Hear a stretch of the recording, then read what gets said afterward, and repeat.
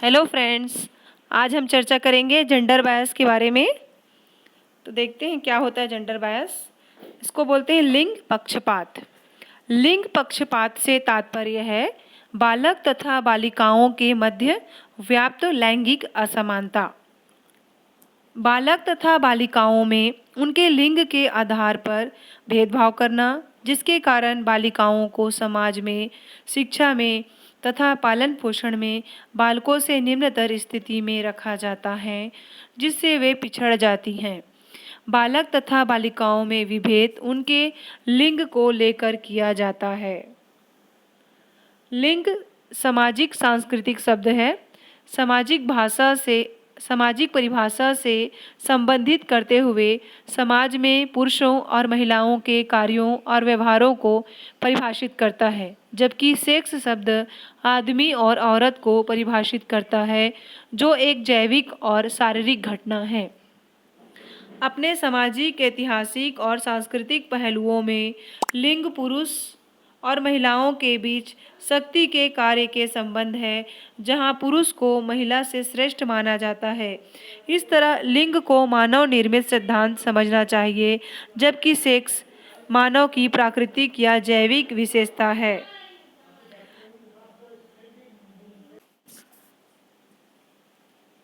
लिंग असमानता को सामान्य शब्दों में इस प्रकार परिभाषित किया जा सकता है कि लैंगिक आधार पर महिलाओं के साथ भेदभाव। समाज में परंपरागत रूप से महिलाओं को कमजोर जाति वर्ग के रूप में माना जाता है। लैंगिक असमानता की अब कारण क्या है उसको देखते हैं। इसका सबसे बड़ा कारण है पितृसत्तात्मक व्यवस्था। ये इसका मूल कारण है। प्रमुख समाजशास्त्री सिल्विया वाल्बे के अनुसार पितृसत्तात्मक सामाजिक संरचना की एक ऐसी प्रक्रिया और व्यवस्था है जिसमें आदमी औरत पर अपना प्रभुत्व जमाता है, उसका दमन करता है और उसका शोषण करता है। महिलाओं का शोषण भारतीय समाज की सदियों पुरानी सांस्कृतिक घटना है। पितृसत्तात्मक व्यवस्था ने अपनी वैधता और स्वीकृति हमारे सामाजिक विश्वासों, चाहे वो हिंदू, मुस्लिम या किसी अन्य धर्म से ही क्यों न हो, से प्राप्त की है। उदाहरण के लिए प्राचीन हिंदू कानून के निर्माता मनु के अनुसार ऐसा माना जाता है कि औरत को अपने बाल्यकाल में पिता के अधीन, शादी के बाद पति के अधीन और वृद्धावस्था या विधवा होने के बाद अपने पुत्र के अधीन रहना चाहिए।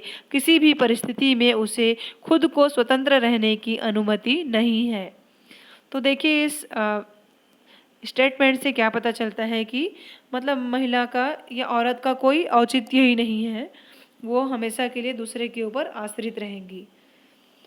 आगे चलते हैं। महिलाओं के समाज में निचला स्तर होने के कुछ कारणों में अत्यधिक गरीबी और शिक्षा की कमी भी है।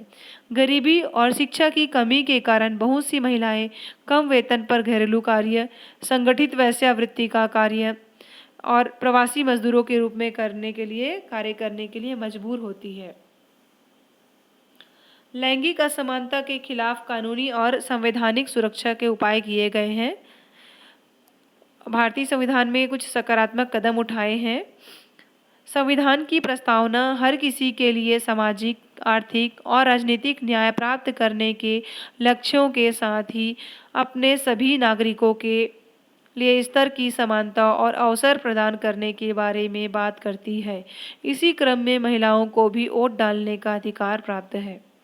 संविधान का अनुच्छेद 15 भी लिंग, धर्म, जाति और जन्म स्थान पर अलग होने के आधार पर किए जाने वाले सभी भेदभावों को निषेध करता है। अनुच्छेद 15(3) किसी भी राज्य को महिलाओं, बच्चों और महिलाओं के लिए विशेष प्रावधान बनाने के लिए अधिकारित करता है। इसके अलावा राज्य के नीति निर्देशक तत्व भी ऐसे बहुत से प्रावधानों को प्रदान करता है जो महिलाओं की सुरक्षा और भेदभाव से रक्षा करने में मदद करता है। भारत में महिलाओं के लिए बहुत से संवैधानिक सुरक्षात्मक उपाय बनाए हैं, पर जमीनी हकीकत पर इससे बहुत अलग है। इन सभी प्रावधानों के बावजूद देश में महिलाओं के साथ आज भी द्वितीय श्रेणी के नागरिक के रूप में व्यवहार किया जाता है। दशकों की प्रगति के बाद भी बढ़ रहा है महिला पुरुष भेदभाव। रिपोर्ट में कहा गया है कि दशकों की धीमी प्रगति के बाद वर्ष 2017 में महिला पुरुष असमानता को दूर करने के लिए प्रयास ठहर से गए हैं।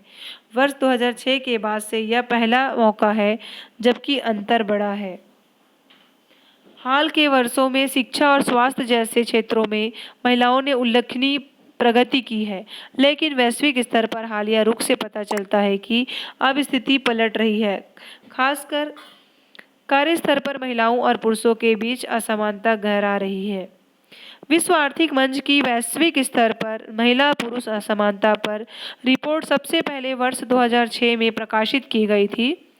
EWF का कहना है कि असमानता को समाप्त करने की कोशिशें वर्ष 2017 में आकर ठहर सी गई है। हाल ही में विश्व आर्थिक मंच द्वारा 14वीं global gender gap index report 2020 जारी की गई है। दुनिया के 153 देशों में पुरुषों की तुलना में महिलाओं की आर्थिक सहभागिता, शिक्षा और स्वास्थ्य तक उनकी पहुंच और राजनीतिक सशक्तिकरण जैसे 4 मुख्य संकेतकों तथा लैंगिक भेदभाव के न्यूनीकरण की दिशा में किए जा रहे विभिन्न प्रयासों के अध्ययन के पश्चात तैयार की गए इस सूचकांक में आइसलैंड, नॉर्वे, फिनलैंड, स्वीडन शीर्ष देशों में शामिल है, जबकि यमन, इराक और पाकिस्तान लैंगिक समानता के मामले में क्रमशः 3 सबसे फिसड्डी देश साबित हुए हैं। हालांकि यह रिपोर्ट भारत के संदर्भ में भी लैंगिक भेदभाव की धुंधली तस्वीर पेश करती है। दरअसल इस सूचकांक में भारत 2018 के मुकाबले 4 पायदान फिसलकर 112वें स्थान पर पहुंच गया है। 14 साल पहले जब यह रिपोर्ट पहली बार जारी की गई थी तब हम भारत की स्थिति इससे बेहतर थी। उस समय हम 98वें स्थान पर थे। पिछले 1.5 दशक में महिलाओं की राजनीति भागीदारी के मामले में भारत की स्थिति सुधरी तो है, लेकिन महिला स्वास्थ्य और आर्थिक क्षेत्र में महिलाओं की भागीदारी के मामले में भारत सबसे नीचे स्थान पाने वाले 5 देशों में शामिल है। राजनीति क्षेत्र में भारत का स्थान जहां 18वां है, वह आर्थिक हिस्सेदारी में वह 149वें तथा स्वास्थ्य सुविधाओं के मामले में 150वें स्थान पर पहुंच गया है। लैंगिक समानता के मामले में आइसलैंड, फिनलैंड और नॉर्वे जैसे राष्ट्र ही प्रत्येक वर्ष शीर्ष पर क्यों रहते हैं? गौरव तलब है कि इन राष्ट्रों की गिनती दुनिया की सब बड़ी अर्थव्यवस्था वाले देशों में भले ही नहीं होती हो, लेकिन जब बात खुशहाली और लैंगिक भेदभाव से मुक्त राष्ट्र की होती है तो ये चुनिंदा देश संपूर्ण विश्व का नेतृत्व करते दिखाई देते हैं। क्यों न दुनिया के अन्य देश इनके अथक प्रयासों और अभिनव प्रयोगों से कुछ सीख सके। आइसलैंड एक छोटा सा यूरोपीय देश है जिसकी जनसंख्या केवल 3.5 लाख है। किसी भी राष्ट्र की सतत प्रगति के लिए लैंगिक समानता एक जरूरी तत्व है। विभिन्न देशों में विभिन्न क्षेत्रों में पुरुषों और महिलाओं की समान भागीदारी सुनिश्चित करके ही राष्ट्र के सर्वांगीण विकास प्राप्त किया जा सकता है। विश्व आर्थिक मंच के मुताबिक भारत में जेंडर गैप अभी 67% ही भरे हैं, जो चिंता की बात है। लैंगिक असमानता न केवल पुरुषों के विकास में, न केवल महिलाओं के विकास में बाधा पहुंचाती है, बल्कि किसी राष्ट्र के आर्थिक एवं सामाजिक विकास को भी गहरे तौर पर प्रभावित करती है। दरअसल किसी देश के पिछड़ेपन का एक अहम कारण स्त्रियों का समाज में उचित स्थान न मिल पाना भी रहा है। लैंगिक पक्षपात की समाप्ति के उपाय, इसके क्या उपाय हो सकते हैं? ये एक वैश्विक चुनौती है, इसके दूर करना। तो सबसे पहला है महिला सशक्तिकरण को बढ़ावा देना, महिलाओं के खिलाफ जो हिंसा है और भेदभाव है उसको रोकना, और जो पूर्वाग्रह हैं, जो रूढ़ियाँ हैं, जो समाज के जो आदर्श बना के जिसको हम रखे हैं, उसको उन पूर्वाग्रहों को दूर करना बहुत बुनियादी आवश्यकता के अंतर्गत आता है। संतुलित लिंगानुपात, साक्षरता, स्वास्थ्य सुविधाओं का विकास, पारिश्रमिक में लैंगिक विषमता जैसे कारकों को समाप्त करके, और लिंगी भेद समाप्ति के भी उपाय देखते हैं हम। तो उसको दूर करने के लिए हम बहुत सारे प्रयास हम कर सकते हैं, जो देखिए इसके अंतर्गत बिंदु है जागरूकता लाना, जन शिक्षा का प्रसार, बालिका शिक्षा, शिक्षा प्रणाली में सुधार, सामाजिक कुप्रथाओं पर रोक, प्रशासनिक प्रयास, सुरक्षात्मक वातावरण, भ्रूण हत्या रोकने हेतु उपाय। Thank you.